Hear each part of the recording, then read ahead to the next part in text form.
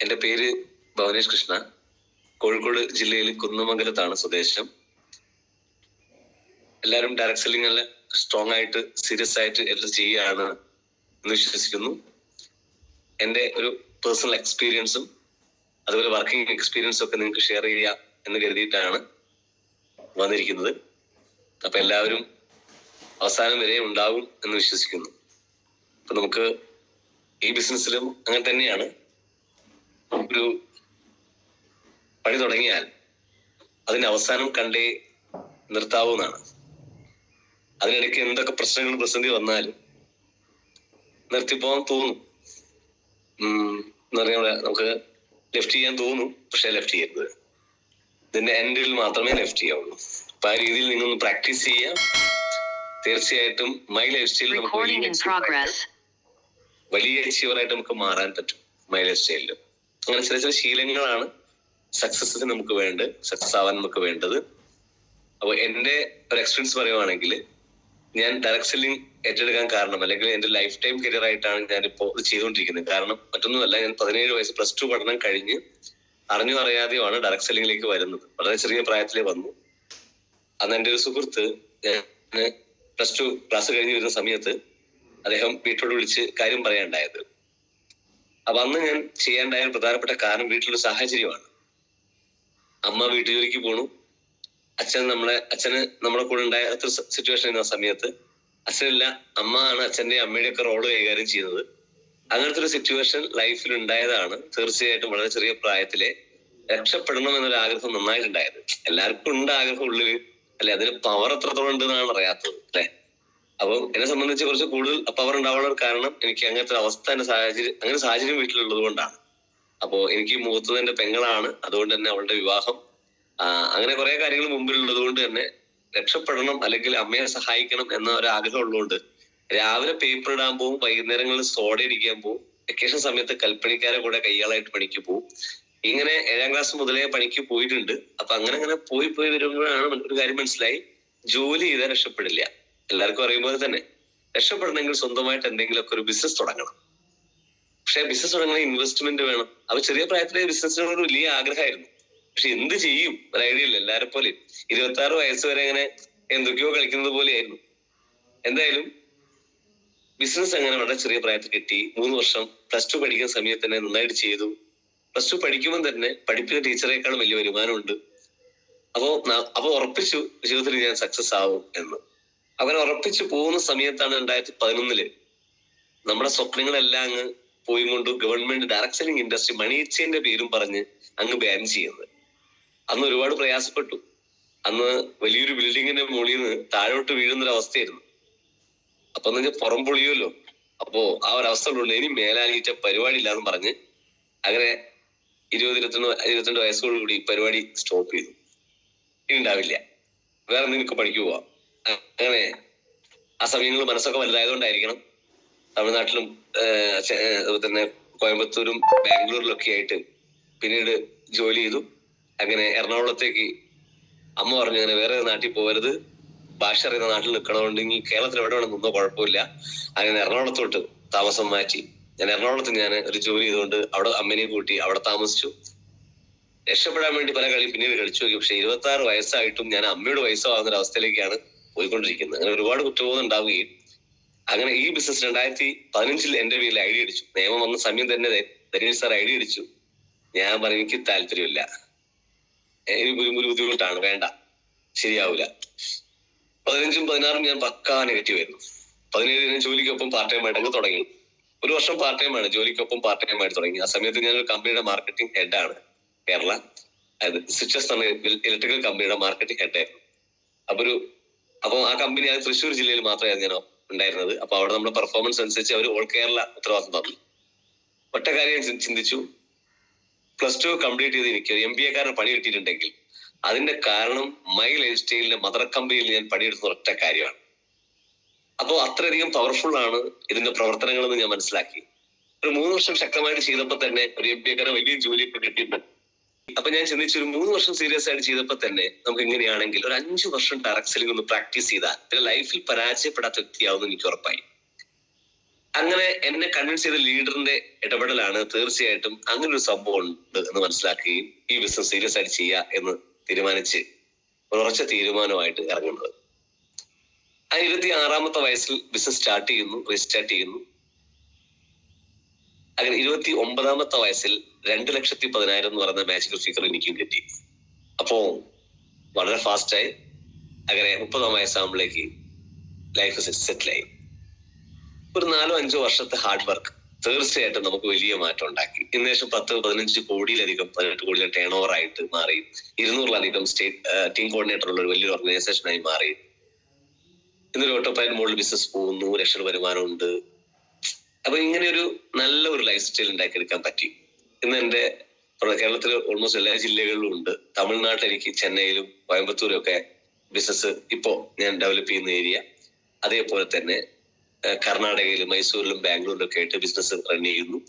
ഗുജറാത്തിലും അതുപോലെ തന്നെ ഉത്തർപ്രദേശിലും ഒക്കെ ആയിട്ട് നമുക്ക് കസ്റ്റമേഴ്സ് ആയി അവിടെ പർച്ചേസിംഗ് നടക്കുന്ന രീതിയിലേക്ക് മാറ്റിയിട്ടുണ്ട്. ഓൾ ഇന്ത്യ എല്ലാ സംസ്ഥാനത്തും ബിസിനസ് വേണമെന്നാണ് ആഗ്രഹം. അതിനുവേണ്ടി പ്രവർത്തിക്കുന്നു. ഈ ലെവലിലാണ് ഇപ്പോ കാര്യങ്ങൾ മൂവ് ചെയ്യുന്നത്. ഏതായാലും എന്റെ ആദ്യ ഒരു വർഷം എങ്ങനെയാണ്, കാരണം ഇപ്പോഴത്തെ അവസ്ഥ ഞാൻ പറഞ്ഞു, എനിക്ക് എങ്ങോട്ട് പോകുന്നു, എനിക്കുള്ള ആഗ്രഹങ്ങളെ കുറിച്ച് ഞാൻ പറയുന്നു. ഞാനിപ്പോ അടുത്തത് ITC മാത്രമേ ഞാൻ കാണുന്നുള്ളൂ, മുമ്പിൽ വേറൊന്നും കാണുന്നില്ല. ഇന്റർനാഷണൽ ടീം കോർഡിനേറ്റർ ആവണം, അതിന് എന്ത് ചെയ്യണമോ അത് ചെയ്തുകൊണ്ടിരിക്കുകയാണ് ഇപ്പോ. അതിലേക്കുള്ള മാത്രമുള്ള ഫോക്കസ് ആണ്. അപ്പൊ എന്തായാലും ഒരു റാങ്ക് കഴിഞ്ഞ് അടുത്ത റാങ്ക് മാത്രമേ നമ്മൾ കാണാറുള്ളൂ. വേറെ പ്രശ്നങ്ങളൊന്നും നമ്മൾ നോക്കി നിൽക്കാറില്ല. ആ റാങ്കിലേക്ക് ഓടുമ്പോൾ ഇതുവരെയുള്ള അനുഭവം കൊണ്ട് പറയുവാണ്, ഓരോ റാങ്കിൽ എത്തുമ്പോഴും അത്ഭുതകരമായിട്ട് ഓരോ ആളുകൾ, നമ്മൾ പോലും അറിയാത്ത ഓരോ കഴിവുകളുള്ള വ്യത്യസ്തമായ ആളുകളാണ് ഓർഗനൈസേഷനിലോട്ട് വന്നുകൊണ്ടിരിക്കുന്നത്. പിന്നെ എന്തിനാ നമ്മൾ വേറൊന്നിനെ കുറിച്ച് ചിന്തിക്കുന്നത്? ഓരോ റാങ്ക് കയറുന്നതിനെ കുറിച്ച് മാത്രം ചിന്തിച്ചാൽ പോരെ. അങ്ങനെ ഞാൻ ഓരോരോ റാങ്കുകൾ കയറുന്നതിനെ കുറിച്ച് മാത്രമാണ് ചിന്തിക്കാറ്.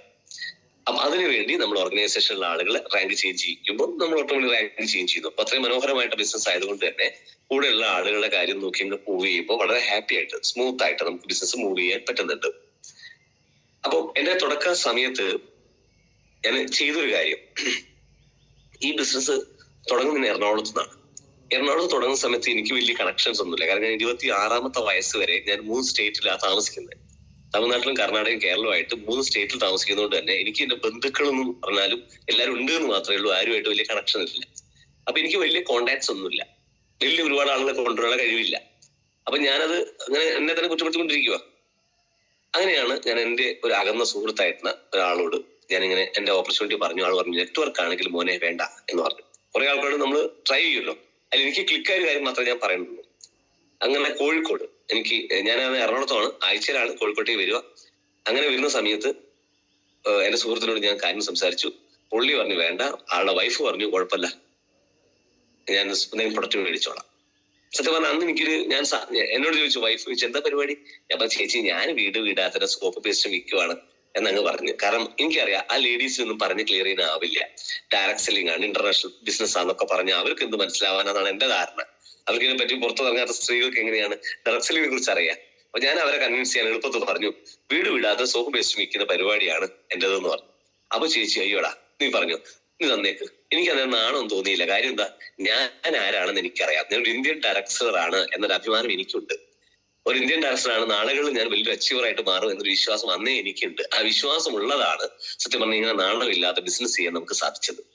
എല്ലാ സക്സസ് ആവുന്ന ആളുകളുടെ പിന്നിലും ഇതുപോലത്തെ അനുഭവങ്ങൾ എല്ലാവർക്കും ഉണ്ടാവും. അവരുടെ സ്റ്റാർട്ടിങ് അനുഭവങ്ങൾ ഉണ്ടാവും. അപ്പൊ അത് നമ്മൾ അനുഭവിക്കാൻ നമ്മൾ തയ്യാറാണെങ്കിൽ നാളുകൾ സക്സസ് ആവുന്ന സമയത്ത് ഉണ്ടാവുന്ന സുഖം അത് വേറെയാണ്. പിന്നീട് ഇവരെ കാണാൻ ഇടയായിട്ടുണ്ട്. ഇവരെ കണ്ട സമയത്ത് അവരെ അത്ഭുതകരമായി നമ്മൾ നോക്കിയിട്ടുണ്ട്. നമ്മുടെ മാറ്റം കണ്ടപ്പോൾ അതും ഇങ്ങനെയൊക്കെയുള്ള ലൈഫ് നമ്മൾ എന്ന കഥാപുസ്തകങ്ങളിൽ നിന്ന് വായിക്കുന്നത് പോലെ നമ്മുടെയൊക്കെ ജീവിതം സംഭവിക്കും. അപ്പൊ അങ്ങനെ എനിക്ക് സംഭവിച്ചു. അങ്ങനെ സാധനങ്ങള് അവർ മേടിക്കുന്നു, അങ്ങനെ അവരൊരു റെഫർ ചെയ്യുന്നു, ഒരാൾ റെഫർ ചെയ്യുന്നു, അവരിലൂടെ വേറൊരാൾ റെഫർ ചെയ്തു. അങ്ങനെ റെഫർ ചെയ്ത ആൾക്കാരൊക്കെ ഇന്ന്, പക്ഷെ ആ വ്യക്തി ഒന്നില്ല, ആ സാധനം വാങ്ങിയ വ്യക്തി ഒന്നും എന്നോടൊപ്പം ബിസിനസ് ഇല്ല. പക്ഷേ അദ്ദേഹം റെഫർ ചെയ്ത ആളുകൾ നാഷണൽ ടീം കോർഡിനേറ്റർമാരും പ്രൊഫഷണൽ ടീം കോർഡിനേറ്റർമാരുമായിട്ട് എന്റെ ഓർഗനൈസേഷൻ ശക്തമായിട്ട് പ്രവർത്തിക്കുന്നു. അപ്പൊ നമ്മൾ അവരിലൂടെ അങ്ങ് മൂവ് ചെയ്തു. അത് ചുരുക്കം പറഞ്ഞാൽ നമ്മൾ ഒരുപാട് ആളുകളെ കൊണ്ടുവരുന്നതിലല്ല കാര്യം, കൊണ്ടുവന്ന ആളെ കൃത്യമായിട്ട് നോക്കുന്നതിലാണ് കാര്യം. ഒരുപാട് ആൾക്കാരെ നമുക്ക് ഐഡന്റിഫിക്കാൻ കൊണ്ടുവരാൻ നമുക്ക് കഴിയും. പക്ഷെ കൊണ്ടുവന്ന ആളുകൾ കൃത്യമായിട്ട് അവരെ ഐഡികളൊക്കെ പരിശോധിച്ച് അവരുടെ അച്ചീവ്മെന്റുകൾ, അവർക്ക് ഒരു ഇൻകം വാങ്ങിച്ചു കൊടുക്കുക, അവരുടെ ഐഡി ആക്ടിവേറ്റ് ചെയ്യുക, അവരുടെ ഡോക്യുമെന്റ്സ് ക്ലിയർ ചെയ്യുന്ന ഉറപ്പുവരുത്തുക, അവരുടെ ആദ്യ റാങ്കുകളിലേക്ക് എത്തിക്കുക. നമ്മളെ AIG ഇന്റർനാഷണൽ ഗ്രൂപ്പിലെ ഏകദേശം 5 റാങ്കുകളാണ് നമുക്ക് ടീമിലുള്ളത്. അത് കഴിഞ്ഞ് ഒരു റാങ്ക്, അത് കഴിഞ്ഞ് നമുക്ക് 10-12 റാങ്കുകൾ നമുക്ക് ബൈനറിയിലുണ്ട്. അപ്പൊ ഇങ്ങനെ റാങ്കുകൾ ജമ്പ് ചെയ്യിപ്പിക്കാനുള്ള കാര്യങ്ങൾ അവരെ ശ്രദ്ധിക്കുക. അങ്ങനെ ചെയ്യുമ്പോൾ നമുക്ക് ഒരുപാട് ആളുകളൊന്നും വേണ്ട, ഒരു 2 ആളോ 3 ആളോ. ഞാൻ വളരെ ചുരുക്കം റിക്രൂട്ട്മെന്റ് ഞാൻ ആദ്യം ചെയ്യുന്നത്. എന്നാൽ മൂന്നാമത്തെ എന്റെ ഐഡിയിലൊക്കെ ആയിട്ടാണ് പിന്നെ റിക്രൂട്ട്മെന്റ്സ് ഒക്കെ വന്നിരിക്കുന്നത്. അപ്പൊ അതുകൊണ്ട് ഇന്നിപ്പോ 3 ഐഡി കൂടെ റെഗുലർ ആയിട്ട് ഇൻകം ഉണ്ട്. 2 സ്റ്റേറ്റ് ഇൻകോർഡിനേറ്റർ ഐഡി ഉണ്ട്, ഒരു CTC റാങ്ക് ആയിട്ടുണ്ട്, IRTCക്ക് പോകുന്നു, 1 RTCക്ക് പോകുന്നു. ഇനിയിപ്പോ ഞാൻ പുതിയൊരു ഓപ്പറേഷൻ സ്റ്റാർട്ട് ചെയ്തിട്ടുണ്ട് കൊച്ചിയിൽ, എറണാകുളത്ത്. അങ്ങനെ നമുക്ക് ഒന്നിലധികം ഐഡികൾ നമുക്ക് ഓപ്പറേറ്റ് ചെയ്യാൻ പറ്റും. കാരണം ഒരു ഐഡി കൂടി ഇൻകം ഉണ്ടാക്കാൻ പഠിച്ചാൽ 2-ാമത്തെയും 3-ാമത്തെയും ഐഡി ഉണ്ടാക്കാൻ എളുപ്പമാണ്, വളരെ ഈസിയാണ്.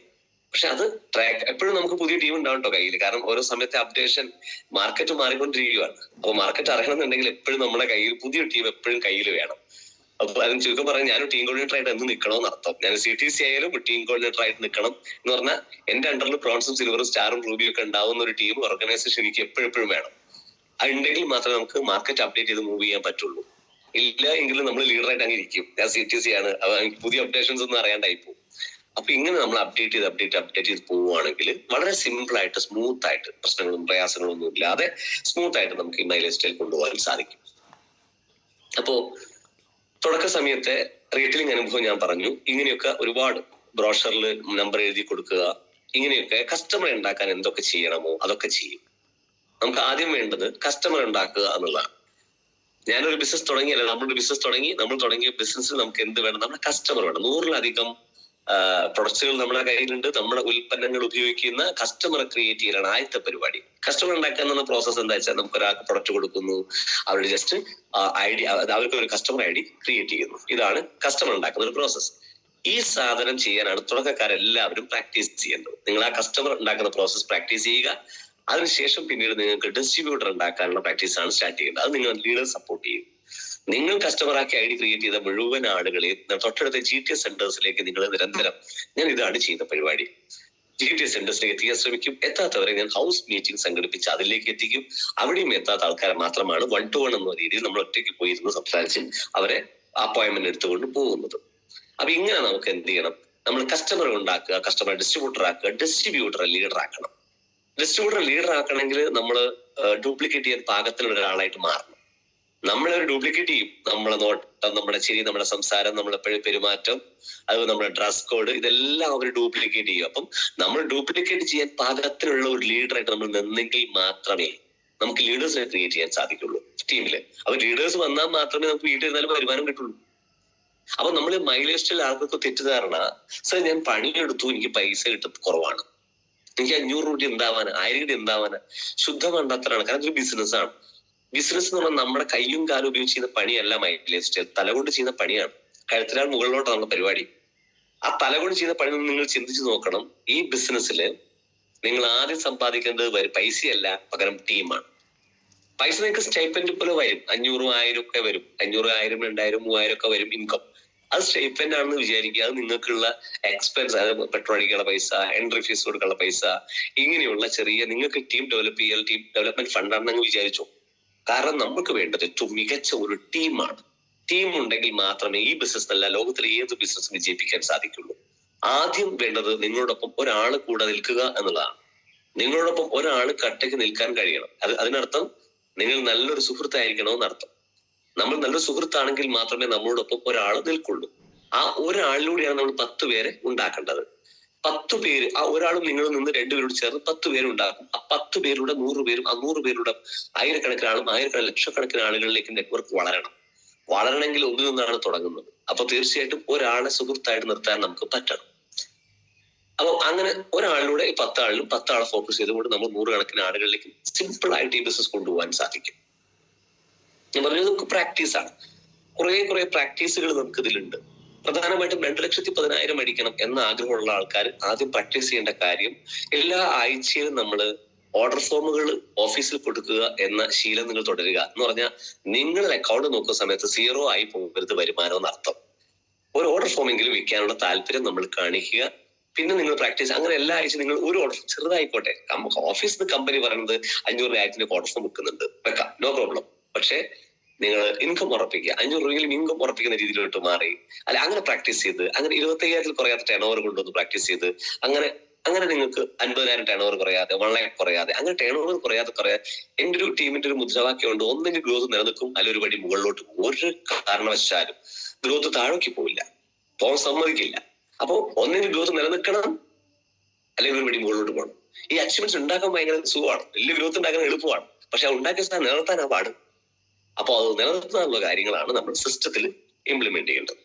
അപ്പൊ അങ്ങനെ സിസ്റ്റമാറ്റിക് ആയിട്ട് മൂവ് ചെയ്യുകയാണെങ്കിൽ നമുക്ക് വലിയ ബുദ്ധിമുട്ടൊന്നും ഇല്ലാതെ സ്മൂത്ത് ആയിട്ട് അങ്ങനെ സിമ്പിൾ ആയിട്ട് മൂവ് ചെയ്യാൻ പറ്റും. അപ്പം എല്ലാവരും ചില ചില ശീലങ്ങൾ കൊണ്ടുവരിക. അതിൽ പ്രധാനപ്പെട്ട ശീലമാണ് ബിസിനസ്മാൻ ആറ്റിറ്റ്യൂഡ് എന്ന് പറഞ്ഞാൽ ABCD എന്ന് പറയും. നിങ്ങൾ കേട്ടിട്ടുണ്ടാവും, ലീഡേഴ്സ് ഒക്കെ ട്രെയിനിങ് എടുത്തിട്ടുണ്ടാവും. ABCD അല്ലെ, ABCD ഉണ്ടെങ്കിൽ വേണ്ടാന്ന് പറയാം അല്ലെ. ഈ നമ്മൾ പറയാറില്ല, ഈ പറഞ്ഞ ഈഗോ ആണ്. ഈഗോയും പൈസയും ഒരു കീശയിൽ നിൽക്കില്ല എന്ന് പറയാം. അതുകൊണ്ട് ഈഗോന്റെ ആവശ്യമില്ല, ABCD പ്രാക്ടീസ് ചെയ്യണം. എന്ന് പറഞ്ഞാൽ ആറ്റിറ്റ്യൂഡാണ്. ഇത് ജനങ്ങളെ മാനേജ് ചെയ്ത പരിപാടി. ഒരുപാട് ലക്ഷക്കണക്കിന് ആളുകളെ നമ്മളിങ്ങനെ പല കോലുള്ള, പല ഭാവമുള്ള, പല സ്വഭാവമുള്ള ആളുകളെ മാനേജ് ചെയ്യുന്ന ബിസിനസ് ആയതുകൊണ്ട് നമ്മള് വളരെ പോസിറ്റീവ് ആയിട്ടുള്ള ആറ്റിറ്റ്യൂഡുള്ള ആൾക്കാരായിട്ട് മാറണം. എല്ലാം നല്ലതിന് സംഭവിക്കുന്ന, എല്ലാം നല്ലതിനല്ലേ സംഭവിച്ചുകൊണ്ട് സംഭവിക്കാൻ പോകുന്നതും നല്ലതിന്. അങ്ങനെ പോസിറ്റീവ് ഉള്ളൊരു മനോഭാവം ഉള്ള ഒരു വ്യക്തിത്വം ആണെങ്കിൽ മാത്രമേ നമുക്ക് ഇത്രയും ആളുകളെ മാനേജ് ചെയ്യാൻ കഴിയുള്ളൂ. അവിടെ ആറ്റിറ്റ്യൂഡ് എപ്പോഴും കറക്റ്റ് ആയിരിക്കണം, പോസിറ്റീവ് ആറ്റിറ്റ്യൂഡ് ആയിരിക്കണം, ബിസിനസ്മാൻ ആറ്റിറ്റ്യൂഡ് ആയിരിക്കണം. ആറ്റിറ്റ്യൂഡ് കറക്റ്റ് ചെയ്യാൻ കുറെ പണികളുണ്ട് നമുക്ക്. അപ്പൊ ട്രെയിനിങ് നിരന്തരം അറ്റൻഡ് ചെയ്താലേ നമ്മളെ ആറ്റിറ്റ്യൂഡ് ഒക്കെ ലെവലായി വരുള്ളൂ, പോസിറ്റീവ് ആറ്റിറ്റ്യൂഡ്. അപ്പൊ എന്റെ ഒരു ആറ്റിറ്റ്യൂഡിനെ കുറിച്ച് ഞാൻ ചെറിയൊരു ഉദാഹരണം പറയാം. ഞാൻ ഈ ബിസിനസ് ചെയ്യാൻ ഒരിക്കലും സൂട്ടബിൾ അല്ല. ഞാൻ ഇതിന്റെ മുമ്പ് 2 ബിസിനസ് ചെയ്ത് 2 എന്റെ എടുത്തുചാട്ടം കൊണ്ട് കൂട്ടിപ്പോയതാ. എടുത്തുചാട്ടം കുറച്ച് കൂടുതൽ, എനിക്ക് പെട്ടെന്ന് ദേഷ്യം വരും. അത് അങ്ങനത്തെ ഒരു തകരാറ് എനിക്ക് ഉണ്ടായിരുന്നു. അപ്പൊ അങ്ങനെ അത് പ്രായത്തിന്റെയാണ്, എല്ലാവർക്കും ഉണ്ടാവുന്നത് തന്നെ. ഞാൻ 2 ബിസിനസ് തുടങ്ങി. ഒന്ന് റിലാക്സിന്റെ ഡിസ്ട്രിബ്യൂഷൻ തുടങ്ങി, അത് എടുത്തുചാട്ടത്തിനെ കൊണ്ട് പോയി. രണ്ടാമത്തെ ഞാനൊരു ഗ്രീസിന്റെ ഓയിലിന്റെ ഒക്കെ കച്ചവടം തുടങ്ങി, ബിസിനസ് തുടങ്ങിയിട്ടായിരുന്നു കോഴിക്കോട്. പുതിയ സ്റ്റാൻഡിലൊക്കെ ഞാൻ ഗ്രീസ് സപ്ലൈ ചെയ്തു, വളരെ ചെറിയ പ്രായത്തില്. അങ്ങനെ ഈ ബിസിനസ് ഇല്ലാത്ത, നെറ്റ്വർക്ക് ഇല്ലാത്തൊരു സമയത്ത് ചെയ്തോണ്ടിരുന്ന. അത് സത്യം പറഞ്ഞാല് എന്റെ കയ്യിലൊരു ദേഷ്യം പിടിക്കല്. അതുകൊണ്ട് ഒറ്റ കാരണം കൊണ്ട് 2 സ്ഥാപനം പൊട്ടിപ്പോയി, നിർത്തിപ്പോയി. അപ്പൊ അത് ഞാൻ മനസ്സിലാക്കി, ബിസിനസ് ചെയ്യാൻ കുറച്ച് ക്ഷമ വേണം. 9 ആളെ ക്ഷമയും ഒരാളെ ബുദ്ധി ഉണ്ടെങ്കിലേ ഡയറക്ടർ ആവാൻ പറ്റുള്ളൂ. 9 ആളെ ക്ഷമയും ഒരാളെ ബുദ്ധിയും ഉണ്ടെങ്കിലേ ഇന്ത്യൻ ഡയറക്ടർ ആവാൻ നമുക്ക് പറ്റുള്ളൂ. അപ്പൊ ആ ക്ഷമ ഉണ്ടാക്കിയെടുക്കണം ശരി നന്നായിട്ട്. അപ്പൊ സത്യം പറഞ്ഞാൽ അത് വേറെ ഒന്നും ഉണ്ടാവില്ല. മൈ ലൈഫ് സ്റ്റൈല് വന്ന് പ്രാക്ടീസ് ചെയ്യുമ്പോൾ ഓട്ടോമാറ്റിക് അങ്ങ് വരും. അങ്ങനത്തെ കാര്യങ്ങളൊക്കെ കുറെ അങ്ങ് കുറയും. അതില്ല, അതുണ്ടെങ്കിൽ ഒരിക്കലും ടീം ഡെവലപ്പ് ആവില്ല. കാരണം അത് എന്നെ ടീം ഒരു തവണ കറക്റ്റ് ചെയ്താ. ഞാൻ എന്റെ ലീഡേഴ്സിനെ വിളിക്കുകയാണ്, സ്റ്റാർട്ടിങ് ലീഡേഴ്സിനെ വിളിക്കുന്ന സമയത്ത് എനിക്ക് സംശയം തോന്നി, എനിക്ക് എന്തൊക്കെയോ തകരാറുണ്ട്. എന്റെ ബിസിനസ് കയറുന്നില്ലെങ്കിൽ അതിന്റെ തകരാറാണെന്ന് തോന്നിയപ്പോൾ ഞാൻ എന്റെ ലീഡേഴ്സിനൊക്കെ നിർത്തി. ഞാൻ പറഞ്ഞു, നിങ്ങൾക്ക് എന്നെ പറ്റി എന്ത് വേണമെങ്കിലും എഴുതാം, പറയേണ്ടത് പറയാം, നോ പ്രോബ്ലം, പക്ഷെ എനിക്ക് നന്നാവണം എന്ന് അവരോട് ആവശ്യപ്പെട്ടപ്പോ അവര് ഞാൻ പേപ്പറിൽ എഴുതി തന്നു. അവര് സാർ നിങ്ങൾ ദേഷ്യം ഒന്ന് കുറയ്ക്കണം. എന്റെ ലീഡർമാരൊക്കെ എഴുതി തന്നതാ, ഭൂരിഭാഗം ആൾക്കാർ. അപ്പൊ എനിക്ക് തോന്നി ഞാൻ കുറച്ച് ഡേഞ്ചർ ആണ്, അപ്പൊ അതുകൊണ്ട് അതൊന്ന് കൺട്രോൾ ചെയ്യണം. സത്യം പറഞ്ഞാൽ അവർ അന്ന് എന്റെ മുഖത്ത് പറഞ്ഞ പോലെ പേപ്പർ എഴുതി തന്നു. പക്ഷെ പറയാനുള്ള മടി കൊണ്ട് അവര് എഴുതി തന്നത്. എന്തായാലും അവർ എഴുത്ത് തീർച്ചയായിട്ടും വലിയൊരു മാറ്റം എനിക്ക് ഉണ്ടാക്കിയിട്ടുണ്ട്. അതുപോലെ നിങ്ങൾക്ക് കറക്റ്റ് ആവണമെങ്കിൽ നിങ്ങൾ അസോസിയേറ്റോട് പറഞ്ഞു. ഞാൻ എപ്പോഴും എന്റെ ലീഡേഴ്സിനോട് പറയാറ്, എന്നെ പറ്റി എന്ത് നെഗറ്റിവിറ്റി നിങ്ങൾ ധൈര്യമായിട്ട് പറഞ്ഞു. കാരണം എനിക്ക് നന്നാണെന്ന് ആഗ്രഹമുണ്ട്. അത് ഞാൻ അറിവില്ലായതുകൊണ്ട് അദ്ദേഹം ചെയ്തിട്ടുണ്ടാവും. എന്നേക്കാൾ മുതിർന്ന ആൾക്കാർ എന്റെ കൂടുതലുള്ളത്. ഇപ്പൊ ഞാൻ എന്റെ പ്രായം കൊണ്ട് ഇന്ന് ഏജിലും GCയിലും ഏറ്റവും പ്രായം കുറഞ്ഞ ലീഡർ ഞാനാണ്. അപ്പൊ പ്രായത്തിൻ്റെതായ കുറെ പ്രശ്നം എനിക്കുണ്ടെന്ന് എനിക്കറിയാം. അപ്പൊ എന്തായാലും ഇതെല്ലാം ഞാൻ അവരോട് പറയും. എന്തുണ്ടെങ്കിലും നിങ്ങൾ എന്നോട് തുറന്നു പറഞ്ഞു. ഞാൻ കാരണം എന്തെങ്കിലും ബുദ്ധിമുട്ട് നിങ്ങൾക്ക് വന്നാൽ, പ്രയാസം വന്നാൽ നിങ്ങൾക്ക് തുറന്നു പറയാം, ഞാൻ അത് കറക്റ്റ് ചെയ്യാൻ ശ്രമിക്കും എന്ന് പറയും. അപ്പൊ ഇങ്ങനെ നമുക്ക് ഒരു വാങ്ങലും കൊടുക്കലുമാണ് മൈ ലൈഫ് സ്റ്റൈൽ. എന്തായാലും ഒരു 5 വർഷത്തെ പ്രോജക്റ്റ് ആണിത്. ഒരു 5 വർഷം ഒരു MBBS ഡോക്ടർ ആവുന്നത് പോലെ അല്ലെ, ഡിഗ്രി ചെയ്യുന്നത് പോലെ ഡയറക്ടർ ആവണമെങ്കിൽ ഒരു 5 വർഷത്തെ കോഴ്സ് പോലെ നിങ്ങൾ ഇതിനെ കാണുക. അല്ലെ 4 വർഷം, അല്ലെ 3 വർഷത്തെ ഡിഗ്രി പോലെ കാണുക. ആദ്യത്തെ 1 വർഷം നിങ്ങൾ ടീം ഉണ്ടാക്കുക. ആ സമയത്ത് നിങ്ങൾ വേറൊന്നും പ്രതീക്ഷിക്കില്ല, ഇങ്ങൊന്നും പ്രതീക്ഷിക്കണ്ട. 500 ആയിരൊക്കെ ഉണ്ടാവുള്ളൂ, 1000-2000 ഉണ്ടാവുള്ളൂ. പക്ഷേ ഈ ടീം ഉണ്ടായി കഴിഞ്ഞാൽ 2ാമത്തെ വർഷം അവരെ പഠിപ്പിക്കണം.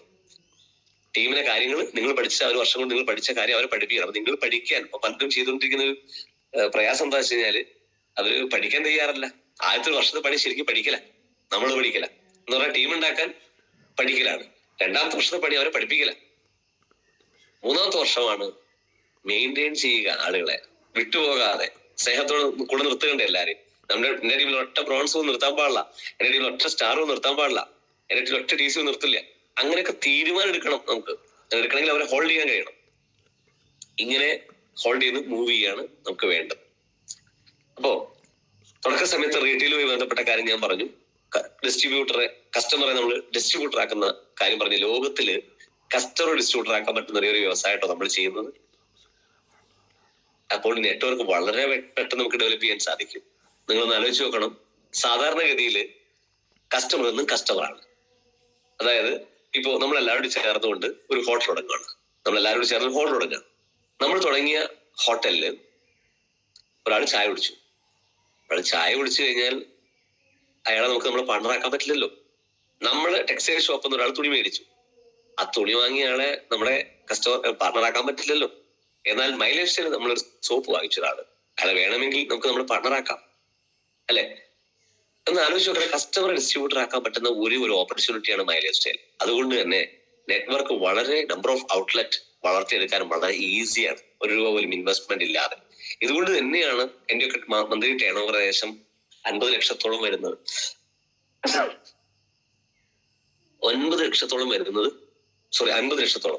ലക്ഷത്തിന് എടുത്ത ടേൺ ഓവർ ഒരു പെർ മന്ത്ലി വരുന്നതിന്റെ കാരണം നമ്പർ ഓഫ് ഔട്ട്ലെറ്റ് തന്നെയാണ്, അല്ലെ? അല്ലാതെ ഇത്രയും കച്ചവടം വരുമോ? ഞാൻ ഒറ്റയ്ക്ക് ഇപ്പൊ റിട്ടർ ചെയ്താൽ നടക്കുമോ? ഒറ്റയ്ക്ക് ചെയ്താൽ നടക്കുമോ? അപ്പൊ എനിക്ക് ഒരുപാട് ഔട്ട്ലെറ്റ് ഉണ്ട് എന്നുള്ളതിന്റെ തെളിവാണ്, അല്ലെ? അപ്പൊ ആ ഔട്ട്ലെറ്റ് കാരണമാണ് അത്രയും കച്ചവടം വരുന്നത്. അപ്പൊ ഇങ്ങനെ കസ്റ്റമർ ഡിസ്ട്രിബ്യൂട്ടർ ആവുന്നതുകൊണ്ട് തന്നെ നമുക്ക് വലിയ ചെലവില്ലാതെ ഡിസ്ട്രിബ്യൂട്ടേഴ്സിനെ ഓട്ടോമാറ്റിക് വരികയും വളരെ ഫാസ്റ്റ് നമ്മുടെ നെറ്റ്വർക്ക് ബിൽഡ് ചെയ്യുകയും അങ്ങനെ വേൾഡ് വൈഡ് ആയിട്ട് ഡെവലപ്പ് ചെയ്തെടുക്കാനൊക്കെ പറ്റുന്ന കൺസെപ്റ്റ് ആണ്. അപ്പൊ തീർച്ചയായിട്ടും നിങ്ങൾ എന്ത് ചെയ്യണം? നന്നായിട്ട് പഠിക്കണം ബിസിനസ്. പഠിക്കുക മീൻസ് നമ്മൾ ഇരുന്നും കണ്ട് എഴുതിയെടുക്കുക എന്നൊന്നല്ല, അത് നിർബന്ധമൊന്നുമില്ല. അത് നമ്മൾ കേട്ടാൽ മതി. കേട്ട് തന്നെ കേൾക്കുകയും പറഞ്ഞ് തന്നെ പറയുകയും ചെയ്യുകയും ചെയ്ത ഏതൊരാളും എക്സ്പേർട്ട് ആവും. അത് ഏതൊരു കാര്യത്തിലും എക്സ്പേർട്ട് ആവും. അപ്പൊ മൈ ലൈഫ് സ്റ്റൈലും സെയിം തന്നെ. പറഞ്ഞല്ലേ നമ്മൾ പറഞ്ഞുകൊണ്ടിരിക്കുന്നേ, കേട്ടാലേ കേട്ടോണ്ടിരിക്കുന്നേ, ചെയ്താലേ. ഇത് കേൾക്കുമ്പോ ഒരു അസ്വസ്ഥത തോന്നുന്നുണ്ടോ നിങ്ങൾക്ക്? അതായത് കേട്ട തന്നെ കേട്ടോണ്ടിരിക്കുമ്പോ പറഞ്ഞുകൊണ്ടിരിക്കുമ്പോ ചെയ്ത് അവിടെ നമ്മൾ പരാജയം ഉറപ്പാണ്. മൈ ലൈഫ് സ്റ്റൈൽ സ്വഭാവം വെച്ച് പറഞ്ഞു തന്നെ പറയണം, ചെയ്ത് തന്നെ ചെയ്യണം, കേട്ട തന്നെ കേൾക്കണം. ആദ്യമായിട്ട് കേൾക്കുന്ന ഒരു മനോഭാവത്തോട് കൂടി ഇരിക്കണം. ആദ്യമായിട്ട് ഞാൻ കേൾക്കുകയാണ് ഈ സംഭവം, ഇതൊന്നും ഞാൻ കേട്ടിട്ടേ ഇല്ല എന്ന ലെവൽ ആദ്യമായിട്ട് കേൾക്കുന്ന ഒരു മനോഭാവത്തോട് വേണം കണ്ണും തൊത്തി ഇങ്ങനെ നോക്കി നിൽക്കാൻ. അല്ല ഇതൊക്കെ ഞാൻ എത്ര കേട്ടതാ, അത് ഞാൻ എത്ര കണ്ടതാ, ആ ആറ്റിറ്റ്യൂഡാണ് നിങ്ങൾ വന്നതെങ്കിൽ ഉറപ്പിച്ചു ഇവിടെ എക്സ്പേർട്ട് ആവാൻ ചാൻസ് വളരെ കുറവാണ്. അപ്പൊ എക്സ്പേർട്ട് ആവുക എന്നുള്ളതാണ് മെയിനായിട്ട്. നല്ല ഡ്രൈവർ ഉണ്ടാകുന്നത് എങ്ങനെയാ? എന്നും ഗിയർ തന്നെ മാറ്റുന്നു, അല്ലെ? എന്നും ക്ലച്ച് തന്നെ, എന്നും എക്സലേറ്റർ തന്നെ, എല്ലാ ദിവസവും ഒരേ പണി എടുത്തുകൊണ്ടിരിക്കുന്ന ഡ്രൈവർ. അപ്പൊ ഡ്രൈവർ വിചാരിക്കുക ഒരു ചേഞ്ച് വരട്ടപ്പാ എന്ന് വിചാരിച്ചിങ്ങാണ്ട് ആ ആക്സിഡന്റ് പോയി ചവിട്ടിയാൽ എന്തുണ്ടാവും? ബ്രേക്കിന് പകരം. അപ്പോ ചേഞ്ച് ഒന്നും പറ്റൂല. ഒരു പ്ലാൻ ചെയ്യുമ്പോ ചെയ്ത് തന്നെ കണ്ടിന്യൂസ് ചെയ്യാൻ പറ്റുന്ന ആവേശം കുറയാണ്. ഇപ്പൊ ജിമ്മിന് പോകുന്ന ആൾക്കാരാണെങ്കിൽ ജിമ്മിനൊക്കെ ആദ്യം പോകും, ഉഷാറായിട്ട് പോകും. പക്ഷെ പിന്നെ ചെയ്ത് ചടച്ചിട്ട് അവസാനം നിർത്തും, അല്ലെ? അപ്പൊ ഒരു വ്യക്തി ജീവിതത്തിൽ പരാജയപ്പെടുന്ന എപ്പോഴാന്ന് പറയാം? വിജയത്തിന്റെ തലേദിവസം. ഒരു വ്യക്തി ജീവിതത്തിൽ പരാജയപ്പെടുന്ന വിജയത്തിന്റെ തലേദിവസം. അതായത് ആ വിജയത്തിന് പ്രത്യേകതയാണ്, ദൈവത്തിന്റെ പരീക്ഷണമാണ്. ഓടുന്ന സമയത്ത് അർഹതപ്പെട്ടവരെ കയ്യിലേക്കല്ലേ സാധനം വരുള്ളൂ. ആ അർഹത ഉള്ളവരാണ് നമ്മൾ എന്ന് അറിയുന്നതിന് മുൻപേ ദൈവത്തിന്റെ ഏറുണ്ട്. നമ്മൾ ഓടിക്കൊണ്ടിരിക്കുന്ന നമ്മുടെ കാലിന്റെ ഇടയിലോട്ട് കമ്പെടുത്ത് ഒറ്റേറ് ദൈവത്തിന്റെ. ആ ഏറിൽ നമ്മൾ മലന്നിട്ട് വീഴും, ഉറപ്പാ വീഴും. ആ അയ്യോ ഞാൻ വീണേ, അയ്യോ പോയേ എന്ന് പറഞ്ഞു പ്രതിസന്ധിയിൽ നമ്മൾ വീണു പോകരുത്. ആ പ്രതിസന്ധിയെ മറികടക്കുമെന്ന് പറഞ്ഞുകൊണ്ട് മറികടക്കാനുള്ള പഴുതണം. അങ്ങനെ മറികടക്കാൻ ബോധപൂർവ്വം. അങ്ങനെ എന്റെ അനുഭവത്തിൽ ഒരുപാട് പ്രശ്നങ്ങളും പ്രതിസന്ധികളെയും മറികടന്ന് വന്നുകൊണ്ട് തന്നെ ഇന്ന് ഞാൻ പ്രശ്നം വരുന്നതിന് മുമ്പേ ചിന്തിക്കുന്ന ഒറ്റ കാര്യമുള്ളൂ, ഒരു പേമാരി മഴയുടെ മുമ്പ് ഇടി വെട്ടെന്ന് വിചാരിച്ചോ. അപ്പൊ ഇടി വെട്ടിന്റെ ഉറപ്പാ നല്ല മഴ പെയ്യും. ഒരു പ്രശ്നം വരുമ്പോൾ ഉറപ്പാണ് എന്തോ വലിയ അച്ചീവ്മെന്റ് വരാനുണ്ട്. എന്റെ വിശ്വാസം അങ്ങനെയാണ്. അതുകൊണ്ട് തന്നെ പ്രശ്നം വരുമ്പോൾ ഞാൻ സന്തോഷിക്കും. കാരണം എന്താ, എന്തോ ഒരു വലിയ അച്ചീവ്മെന്റ് വരാണ്ടല്ലോ, അതുകൊണ്ടാണല്ലോ എനിക്ക് ഇങ്ങനെ ഒരു പ്രശ്നം വന്നത് എന്ന് ഞാൻ അങ്ങ് വിശ്വസിക്കുമ്പോൾ അത് സത്യമായിട്ട് മാറുകയും ഈ പ്രശ്നത്തിന്റെ ഒടുവിൽ ഒരു തർക്കമില്ല, ഒരു അച്ചീവ്മെന്റ് എന്നെ കാത്തിരിക്കുന്നുണ്ട്. വിശ്വാസമാണ് അവിടെ നമ്മളെ ആ സക്സസിലേക്ക് എത്തിക്കുന്നത്. അപ്പൊ നമ്മുടെ ആറ്റിറ്റ്യൂഡ് എപ്പോഴും പോസിറ്റീവ് ആണെങ്കിൽ നമ്മൾ വളരെ ഹാപ്പി ആയിട്ട് നമുക്ക് ബിസിനസ് ചെയ്യാൻ പറ്റും, വളരെ സിമ്പിൾ ആയിട്ട്. അപ്പം പ്രശ്നങ്ങളുണ്ടാവും, പ്രശ്നങ്ങൾ ഇഷ്ടം പോലെ ഉണ്ടാവും, അല്ലെ? സന്തോഷം നമ്മൾ കണ്ടെത്തേണ്ടതാണ്. പ്രശ്നം ദൈവം തന്നോണ്ടിരിക്കും. അത് നമ്മളെ പവർ അറിയാൻ വേണ്ടിയിട്ടാ, നമ്മൾ എത്രത്തോളം പവർഫുൾ ആയിട്ടുള്ള ഒരാളാണെന്ന് അറിയാൻ വേണ്ടിയിട്ടാണ് വിചാരിക്കുക. പരീക്ഷണങ്ങളാണെന്ന് വിചാരിക്കും, മറികടന്നങ്ങ് പോവുക. അപ്പം ഇങ്ങനെ നമ്മുടെ ജീവിതത്തിലുണ്ടായ കുഞ്ഞു എക്സ്പീരിയൻസുകളൊക്കെ ഒന്ന് പ്രാക്ടീസ് ചെയ്ത് വന്നപ്പോൾ നമുക്ക് വലിയ നേട്ടം ഉണ്ടാക്കാൻ പറ്റിയിട്ടുണ്ടെങ്കിൽ എന്നേക്കാളും അറിവും വിദ്യാഭ്യാസവും, അല്ലെ, സാഹചര്യങ്ങളും ഒക്കെ ഉള്ള പലർക്കും നമ്മളെക്കാളും വലിയ അച്ചീവ്മെന്റ് ആയിട്ട് അച്ചീവർ ആയിട്ട് മാറാൻ മൈ ലൈഫ് സ്റ്റൈൽ സാധിക്കും. അപ്പൊ ഫോക്കസ് ആയിട്ട് വർക്ക് ചെയ്യുക, അല്ലെ? ഫോക്കസ് ചെയ്യുക എന്നുള്ളത് ബിസിനസ്സിലോട്ട്, ടീമിലോട്ട് നന്നായിട്ട് ഫോക്കസ് ചെയ്യുക. ഓക്കെ, ഒത്തൊരുമയോടുകൂടി, ഐക്യത്തോടു കൂടി. മറ്റൊരാളോട് മത്സരിക്കേണ്ട കാര്യമില്ല. ഞാൻ ഒരാളോട് മത്സരിക്കുന്ന ഒരാളല്ല. ഞാൻ മറ്റൊരു ലീഡറോട് മത്സരിക്കുക, എന്നെക്കാൾ സ്പീഡിൽ പോകുന്നവരുണ്ട്, എന്നെ പോലെ സ്പീഡിൽ പോകുന്നവരുണ്ട്, എന്നെക്കാൾ സ്പീഡിൽ പോകുന്നുണ്ട്, എന്നെത്ര പോലും സ്പീഡ് ഇല്ലാത്തവരുണ്ട്. ഇങ്ങനെയൊക്കെ ബിസിനസ് ചെയ്യുന്ന ആൾക്കാർ മാർക്കറ്റിലുണ്ട്. പക്ഷെ ഞാനത് നോക്കാറില്ല. എന്റെ മത്സരം എന്നോട് തന്നെയാണ്, എന്റെ ഇന്നലകളോടാണ്.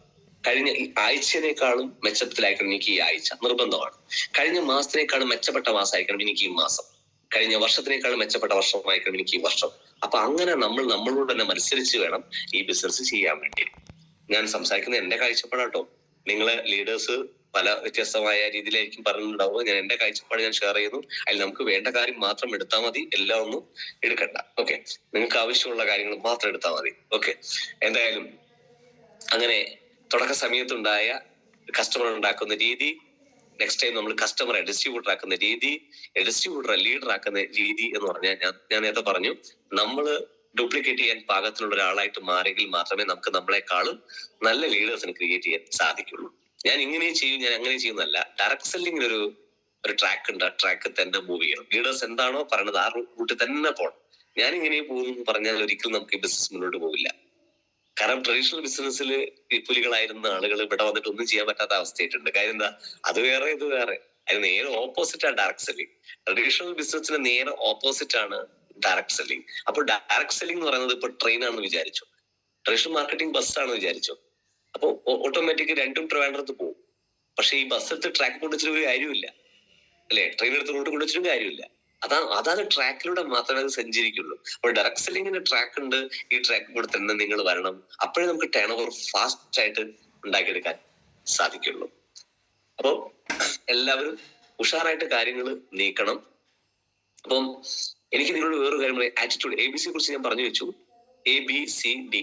A എന്ന് പറഞ്ഞാൽ ആറ്റിറ്റ്യൂഡ്, അല്ലെ, മനോഭാവം. B എന്ന് പറഞ്ഞാൽ ബിലീഫ്, വിശ്വാസം. 100% ആയിരിക്കണം. ഞാൻ ശീലങ്ങളെ കുറിച്ചാണ് പറയണേ. അതായത് ഈ ബിസിനസ്സിൽ വേണ്ട കുറച്ച് ശീലങ്ങൾ ഞാൻ പറഞ്ഞല്ലോ. നമ്മളെ ആറ്റിറ്റ്യൂഡ്, ബിലീഫ് എന്ന വിശ്വാസം, Aയും Bയും ആണ് നമുക്ക് ശരിയാക്കി എടുക്കേണ്ടത്. നമ്മുടെ എല്ലാ ട്രെയിനിങ്ങിലും പോയിട്ട് നമ്മുടെ ആറ്റിറ്റ്യൂഡും നമ്മുടെ ബിലീഫും 100% ആക്കി മാറ്റണം. ഈ Aയും Bയും ശരിയാക്കിയാൽ CD വർക്കാവുന്നതാണ്. CD, അല്ലെ? CD വർക്കാവണമെങ്കിൽ Aയും Bയും ശരിയാവണം. C എന്ന് പറഞ്ഞാൽ കമ്മിറ്റ്മെന്റ് ആണ്. D എന്ന് പറഞ്ഞാൽ ഡ്യൂപ്ലിക്കേഷൻ ആണ്. C എന്ന് പറഞ്ഞാൽ കമ്മിറ്റ്മെന്റ് ആണ്. അല്ല, ഇതിനോട് നല്ല കമ്മിറ്റ്മെന്റ് ഉണ്ടാവണം. നല്ല ആറ്റിറ്റ്യൂഡും നല്ല വിശ്വാസമുള്ള ആൾക്കാർക്ക് മാത്രമേ ഇതിൽ C വരുള്ളൂ, കമ്മിറ്റ്മെന്റ് വരുള്ളൂ. ആ കമ്മിറ്റ്മെന്റ് വന്നവർക്ക് മാത്രമേ ഒരാൾ പറഞ്ഞ അനുസരിക്കാൻ പറ്റുള്ളൂ. ഡ്യൂപ്ലിക്കേഷൻ, അല്ലെ? ഡ്യൂപ്ലിക്കേഷൻ, കോപ്പി അടിക്കുക, അല്ലെ? ഡ്യൂപ്ലിക്കേറ്റ് ചെയ്ത ലീഡറായിട്ട് നമ്മൾ മാറുക. വിജയിച്ചവർ എന്താണോ ചെയ്യുന്നത്, അവര് ഒരു കാര്യമുണ്ട്, അവരെ സ്പീച്ച് കേൾക്കുന്ന സമയത്ത്, ഇപ്പൊ ഞാൻ എന്റെ അനുഭവങ്ങൾ, എന്റെ ഐഡിയ പോലെ, എന്റെ ബുദ്ധി പോലെ ഞാൻ സംസാരിക്കുന്നത്. അതേപോലെ ഓരോ ലീഡേഴ്സും അവരുടെ എക്സ്പീരിയൻസ് പറയുമ്പോൾ നമ്മള് അവരെന്താണോ തുടക്കത്തിൽ ചെയ്തതെന്ന് അവർ പറയും, പറയാതെ പറയും. ഇതെല്ലാം കറക്റ്റ് കേട്ട് അതാണ് നമ്മൾ ഡ്യൂപ്ലിക്കേറ്റ് ചെയ്യേണ്ടത്.